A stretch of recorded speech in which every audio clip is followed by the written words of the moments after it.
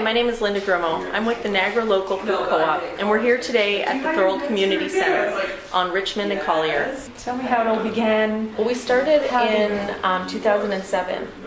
Yvette Plantai, who worked for Club 2000 at the time in Welland, she had worked on getting a grant to have a cooperative, a farmers cooperative set up. She had no idea what our vision would be or what would come out of it. But she ended up asking, with this grant money, she pulled a bunch of us to the table and we sat around and said, yeah, we'll join you when we'll figure out what course of action we'll take. So she brought in a co-op consultant and he guided us through the process and said, what model do you want to use? And we said, I don't know. What model is there? Well, that's it. And there are so many models of farmers cooperatives. We could have done a farmers market cooperative. We could have done a store. We could have done a lot of different things. But we decided, Russ Christensen is his name, and Russ sent us a link to the Oklahoma Food Co-op. And right away, every one of us came back to the table and said, that's what we want to do. Okay. And it's a nice model because it's an online farmers market. So it's just like shopping at Amazon or any of your Cyber Monday shopping type things. That's what it is, except that it's year round and it's food. Okay, so it is year round. It is year round. Brilliant. Yes. And do you find are there peaks and troughs? Is there a pre-Thanksgiving and a pre-Christmas and a pre-Easter? Yeah, and there's some lulls. And the week before Christmas or the week between Christmas and New Year's, last year we decided, well, that's going to be a slump. So we asked all the producers to bring just a little goodie bag to show appreciation for those that had ordered in that week. So that was a big hit. And of course everyone loved getting there and finding all this neat little sample stuff that was just fun. Things that they probably didn't expect, things they'd never purchased, things. Right. And I think I did a candied nut mix and they're like, are you going to sell that? I'm like, no, I just did it. Just did it for you. Not more things to do. Exactly. But the producers are fabulous and the consumers are fabulous and it's a really nice working group. Nice. And where do the people come from? All over. Okay. We've got people as far as Fort Erie and Virgil, or actually Niagara-on-the-Lake. So it's a huge widespread. And we picked Thorold because we felt that it was a central location. And it's not perfect for everyone, but we are extending from here, and we've already got a hub that goes, so at 4 o'clock, when the farmers have finished delivering their products, someone will come from Fond Hill, pick up all the Fond Hill and Welland orders, and people have already scheduled to pick those up closer to home. Nice. And we're working on getting one set up in Virgil and one set up in Vineland. Yes. So that'll make it easier. We've even got consumers that come from Hamilton. Wow. And she drives down to Thorold, but she was excited to hear that there'd be hubs closer. Something closer. So that's very similar to when we spoke to the Fruit Shack. Steve was saying in Virgil that he's got customers that come from Toronto sometimes for the weekend. Come down, fill their cars full of fruit and off they go. That's right. And they go home and they do their canning and their everything else. Well, that's what this woman does. She orders once a month. So she doesn't order every cycle. Just once a month, stocks up, takes it home and do you find then that there are people who stock up a lot on things to can? Are there people who are really keen, or is it not necessarily? They're more just kind of a passive consumer rather than a... There's people who will stock up, not necessarily to can, but to stock up because they're only ordering once a month. Okay. So they're really looking at, okay, can I get enough of this for a month? Okay. And then they freeze it, and they, the apple rings are dried already, so they just make sure they've got what they need on hand. So even if they're not necessarily canning, they're stocking up on foods, they're buying in bulk, and it's more traditional mechanisms. Exactly. So this is my order for this week, for example. And so my number is 5. Every member is given a number, and these are all the items that I purchased for this week. And they include canned local apricots, which my kids go through like crazy. They also love the dried apple rings that are crispy and crunchy, and they eat them faster than they'd ever eat a bag of chips. Then the applesauce, or apple juice, which they go nuts for.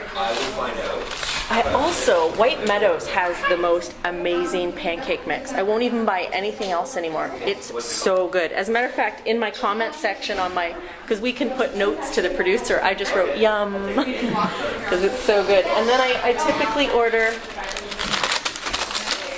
my stash of maple sugar candy. And then I get apples, and they're beautiful. Sometimes people worry, what would it, if I'm not picking out my own fruit, how do I know that the producer is going to pick out something nice?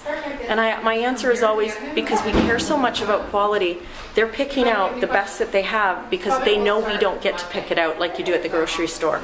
So they're very careful and very proud of their products. We also have farm byproducts, which include the curly willow. And these are great for household accents too, I pick them up every fall so that I can put them around the house.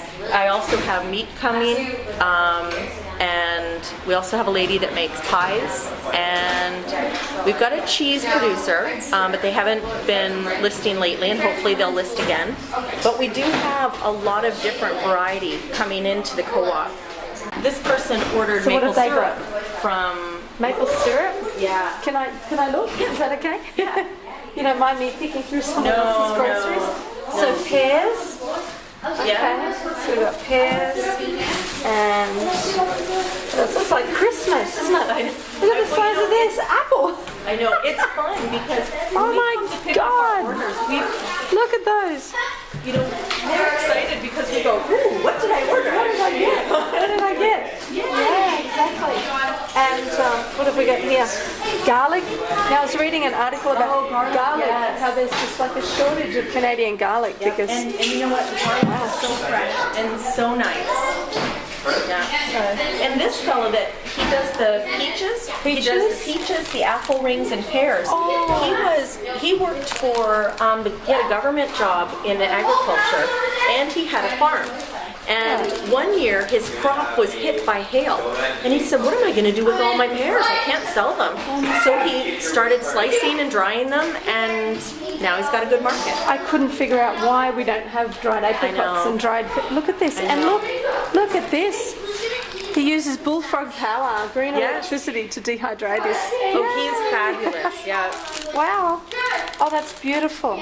Yeah, it's Great. So what have we got here? Mustard. Yep. Fruit sauce. More pears. Oh, different pears. Yeah. Totally different pears. So how many different variety of products do you have? Oh, hundreds. Tori Warner at Warner Farms has, when you look through his list of apples, it's like, do you want Fuji? Do you want this? Do you want that? Do you want them big? Do you want them small? Do you want them in a half bushel? Do you want it by the pound? Oh. So you have all the choices in the world. And it's nice too because more choice yes. than supermarkets. That's which right. is you walk in and you get what's there. That's right. This allows you to pick and choose. Exactly. You can order as much or as little as you want. Wow.